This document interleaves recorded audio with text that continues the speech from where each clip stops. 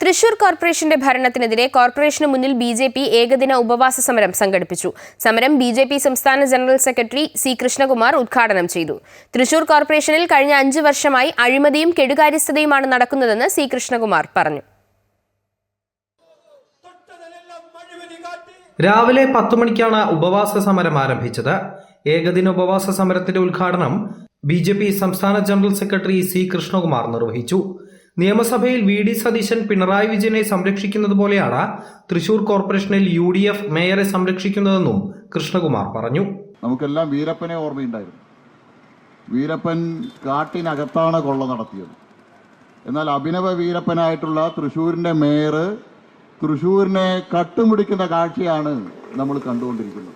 ഏറ്റവും വലിയ അഴിമതിക്കാരനായിട്ട് ചരിത്രത്തിൽ എഴുതപ്പെടാൻ പോകുന്നത് ഇയാളുടെ പേരായിരിക്കും, വർഗീസിന്റെ പേരായിരിക്കും.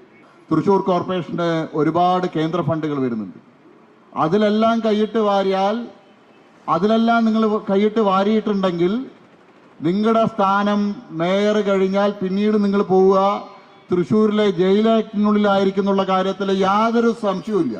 6 കോർപ്പറേഷൻ കൗൺസിലർമാരും ബിജെപി സംസ്ഥാന ജില്ലാ മണ്ഡല നേതാക്കളും ഏകദിന ഉപവാസത്തിൽ പങ്കെടുത്തു. അമൃത ന്യൂസ്, തൃശൂർ.